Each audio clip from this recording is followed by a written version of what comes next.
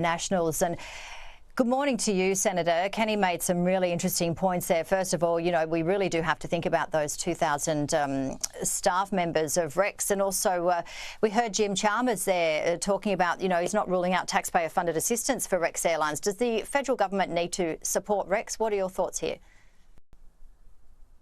Oh, look, absolutely. I'm standing here. I'm actually at what we lovingly call here the Conago International Airport. Now, Conago doesn't service Rex. It's a dirt airstrip in the middle of nowhere, but Rex is my closest airline.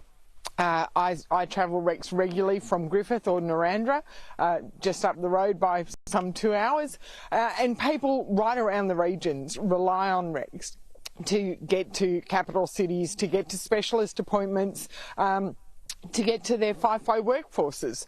So Rex, those 56 regional routes that Rex flies are absolutely must continue to service regional Australia.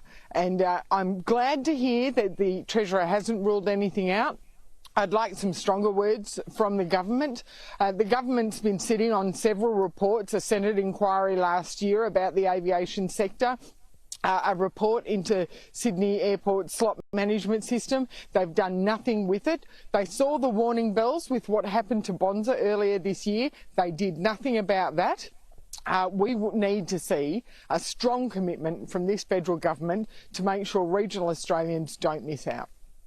We just spoke to the Mayor of Armidale, Sam Copeland, and he mentioned that Rex hasn't been running in Armidale since October of last year. I believe there were negotiations that were meant to happen in March. I'm not 100% sure what happened there, but having just one flight going in and out of there, it does potentially raise concerns, would you say, about the monopoly of one aircraft. I know Virgin, for example, are looking at this particular situation, but moving forward, what do you see in that space?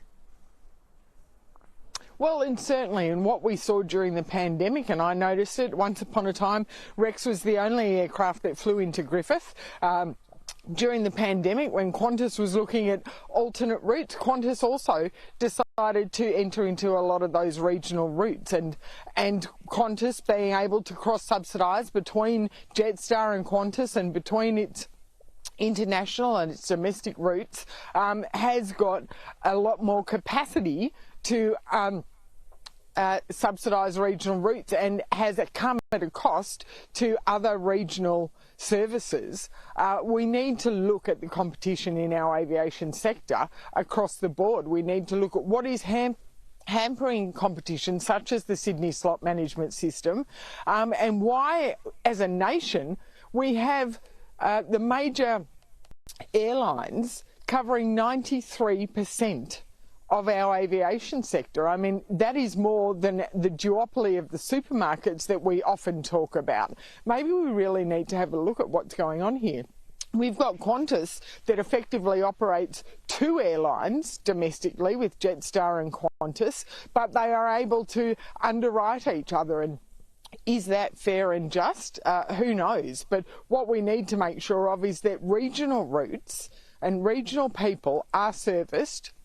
And preferably, you know, Rex is there, it's existing, they have the infrastructure, and we need to make sure that we don't lose regional services through this crisis.